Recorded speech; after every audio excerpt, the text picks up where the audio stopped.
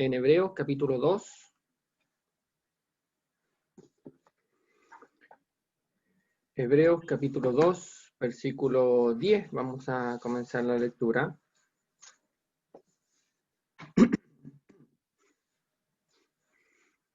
Dice así la palabra de Dios.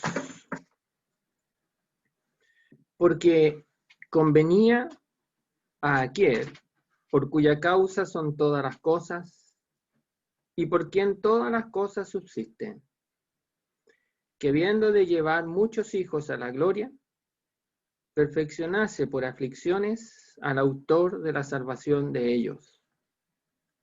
Porque el que santifica y los que son santificados, de uno son todos, por lo cual no se avergüenza de llamarlos hermanos, diciendo: anunciaré a mis hermanos tu nombre, en medio de la congregación te alabaré, y otra vez yo confiaré en él. Y de nuevo, he aquí yo y los hijos que Dios me dio. Así que, por cuanto los hijos participaron de carne y sangre, él también participó de lo mismo, para destruir por medio de la muerte al que tenía el imperio de la muerte, esto es, al diablo, y librar a todos los que por el temor de la muerte estaban durante toda la vida sujetos a servidumbre. Porque ciertamente no socorrió a los ángeles, sino que socorrió a la descendencia de Abraham, por lo cual debía ser en todo semejante a sus hermanos, para venir a ser misericordioso y fiel sumo sacerdote en lo que a Dios se refiere, para expiar los pecados del pueblo. Pues en cuanto él mismo padeció, siendo tentado, es poderoso para socorrer a los que son tentados. Hasta ahí la lectura de la palabra de Dios. Bueno, hemos leído esta porción porque el libro de Hebreos es un libro que nos habla mucho de la persona de Jesucristo. Y es sabido quizás por todos los que estamos acá, que el autor aquí lo que tiene en mente es resaltar a la persona de Jesucristo, quien es su divinidad, su naturaleza divina y celestial, y lo que él vino a hacer a este mundo. Y esta porción que hemos leído, la verdad es que comienza en el versículo 5 en adelante, que en una oportunidad anterior ya lo vimos, donde Dios pregunta con una cita del Antiguo Testamento qué es el hombre, para que te acuerdes de él, o el Hijo del Hombre, para que le visites. Y viendo que aún no le eran sujetadas todas las cosas al hombre bajo sus pies, por causa de la introducción del pecado en el huerto de Edén, el Hijo viene y aparece en este mundo para llevar a cabo una obra perfecta de salvación. El autor dice en el verso 9, pero vemos, ¿no veíamos lo anterior? ¿No veíamos que todas las cosas le sean sujetadas al hombre bajo sus pies? Incluso tanto es así que hasta una cosa muy pequeña como una araña nos asusta, no se sujeta a nosotros. Nosotros arrancamos al ver una cosa muy pequeña como una araña. Pero vemos, dice, a Jesús, aquel que fue hecho un poco menor que los ángeles, una naturaleza humana, para que por la gracia de Dios gustase la muerte por todos, y fue coronado de gloria y de honra. Pero todo ese proceso, todo eso que Jesucristo hizo, el verso 10 nos va a llevar a darnos cuenta que esto no surgió de la noche a la mañana, que esta obra de salvación no es algo improvisado, donde Dios se toma la cabeza, por así decirlo, y dice, bueno, ¿qué voy a hacer ahora? ¿Qué voy a hacer con este hombre y con esta mujer que no van a llevar a cabo mis propósitos porque desobedecieron, porque pecaron, y yo los voy a tener que echar del huerto? ¿Qué voy a hacer ahora con estos y con los que vienen después de estos? El verso 10 nos lleva a considerar a aquel que diseñó esta gran obra de salvación, a Dios. Pero esta obra de salvación tiene alguien que la ejecute, que la lleve a cabo, el Hijo. Y para llevarla a cabo necesitaba que sucedieran ciertas cosas que las va a describir aquí, pero que en realidad podemos decir que se traducen a una identificación plena, absoluta, 100%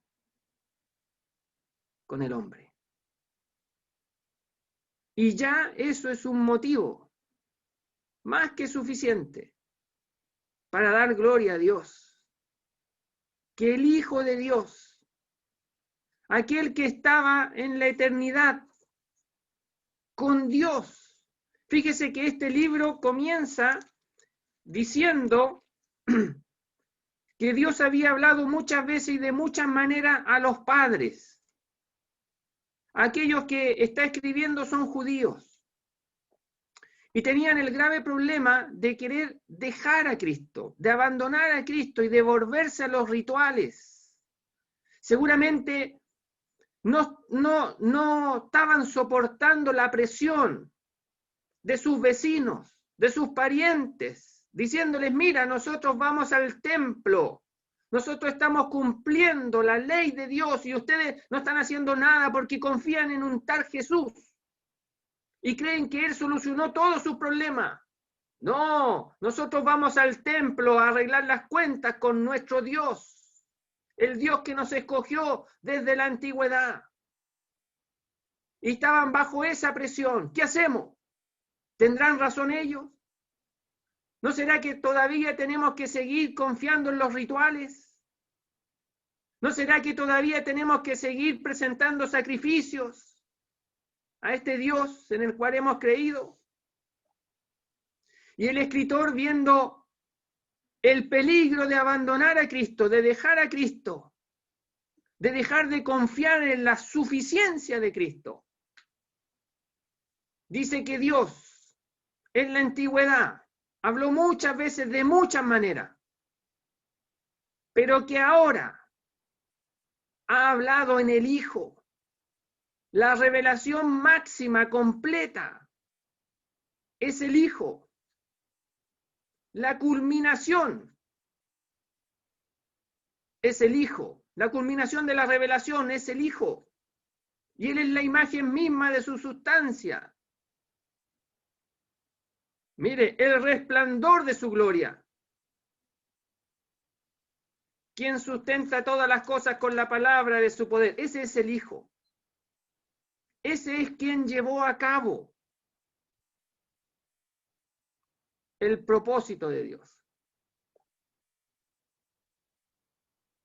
Eso es lo que nos dice aquí, en términos generales. Yo voy a decir algunas otras cosas más, muy pequeñas, pero eso es lo que se resalta aquí, querido hermano, y es lo que hemos estado reconociendo en esta mañana. Que el Hijo es todo. Que el Hijo es aquel que lleva a cabo los planes perfectamente de Dios. Y los lleva a cabo con una perfecta identificación con el ser humano. Entonces dice este versículo 10, porque convenía. Y que se expresa aquí que hay una conveniencia de por medio, que a alguien le convenía, no se menciona a quién le convenía, pero podemos deducir, ya que viene hablando de Dios, el Padre, que es a Dios, a aquel que le convenía. Pero a diferencia de cómo nosotros a veces usamos esta expresión conveniencia, y que a veces la usamos para conveniencias personales, donde involucra el beneficio solo mío, sin importar lo que suceda a los que están alrededor mío. Es una conveniencia egoísta muchas veces que nosotros utilizamos este término. Aquí lo que quiere decir es que porque le era propio por quien era. Es decir, este Dios, por ser Dios, no podía hacer otra cosa que no fuera esto que está diciendo aquí. No podía actuar de otra manera diferente a lo que está diciendo aquí. Porque eres un Dios que es amor. Y ese amor que es característico de Él, lo movió a hacer algo. Y ese movimiento es que convenía. Pero no pensando en algo personal, sino que en un beneficio, en algo para usted y para mí. Este porque que comienza el versículo es lo que Dios hace. Nos habla de la intervención de Dios. Hermano, si Dios no hubiese intervenido, ¿qué sería de nosotros? ¿Qué sería de usted? ¿Qué sería de mí? ¿Qué sería de nuestro antepasado? ¿Qué sería de Adán? ¿Qué sería de Eva? Y de todos los que vienen desde ahí, ¿qué sería? ¿Qué sería de nuestras vidas? Porque convenía. Es la intervención que Dios hace, que tiene que hacer, que necesita hacer, que en nuestra ignorancia podríamos decir que clamaríamos que interviniera, porque convenía a aquel por cuya causa son todas las cosas y por quien todas las cosas subsisten.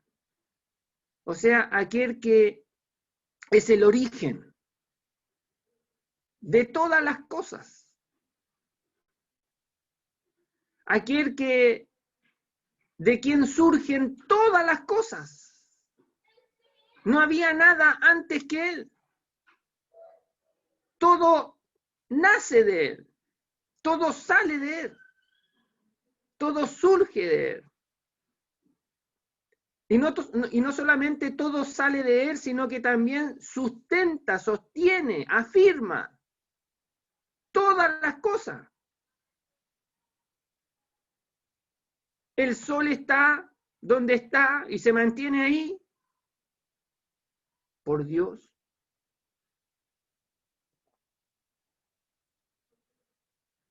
La estrella están y la luna está donde están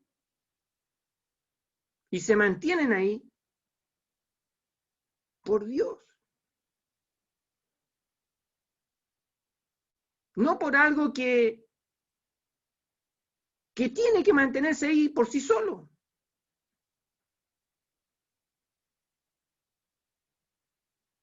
No, es por Dios. Pero mire lo que agrega. Que habiendo de llevar muchos hijos a la gloria, el propósito de Dios. De conducir muchos hijos a la gloria. Él toma la iniciativa, hermano. Dios. Dios toma la iniciativa. Él quiere llevarnos. Y no unos pocos, muchos.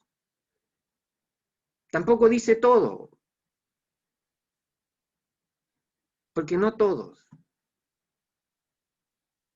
quieren obedecer al propósito de Dios. Pero van a ser muchos. Hijos a la gloria. ¿Llegaremos allá a la gloria? Porque Dios nos conduce, porque Dios nos lleva, porque es iniciativa de Dios. No depende de mí, no se me ocurrió a mí, no mantengo ese propósito yo, no descansa en mí, ni en ninguno de ustedes, mis queridos hermanos, sino que solo en Dios. Muchos hijos a la gloria va a conducir, va a llevar. Pero dice aquí que tenía que perfeccionar por aflicciones, por sufrimiento, al autor de la salvación de ellos. Y es aquí donde interviene aquel que ejecuta los propósitos de Dios a la perfección. Jesucristo, su Hijo amado, en quien en esta mañana le hemos hablado a Dios el Padre, de lo que su Hijo ha hecho.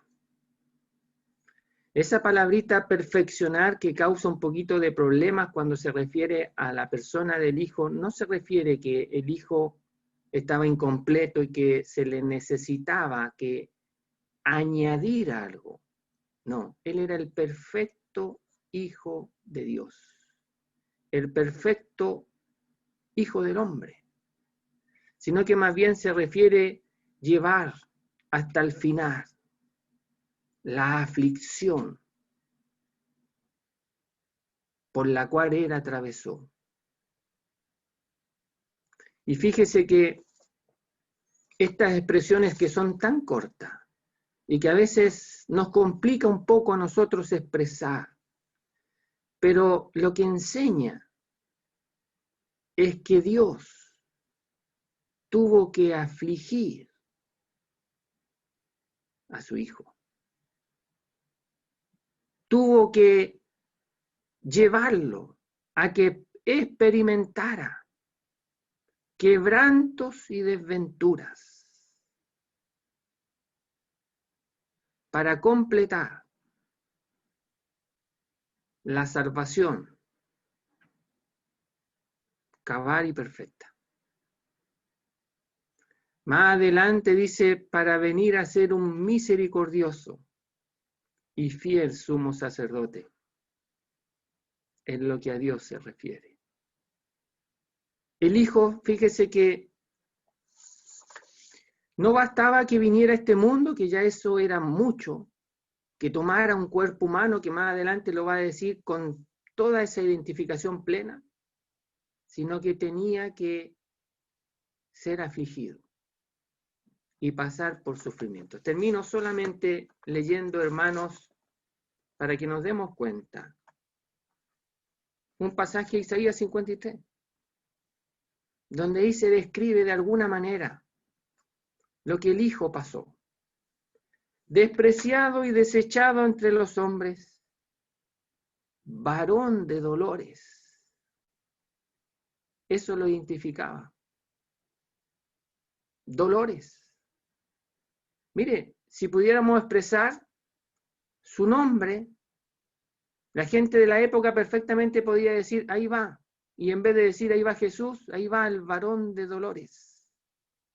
Ahí va el varón experimentado en quebrantos.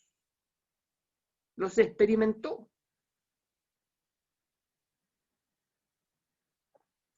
Como que escondimos de él el rostro. Fue menospreciado. Ahí va el menospreciado. Y no lo estimamos. Ciertamente llevó él nuestras enfermedades y sufrió nuestros dolores.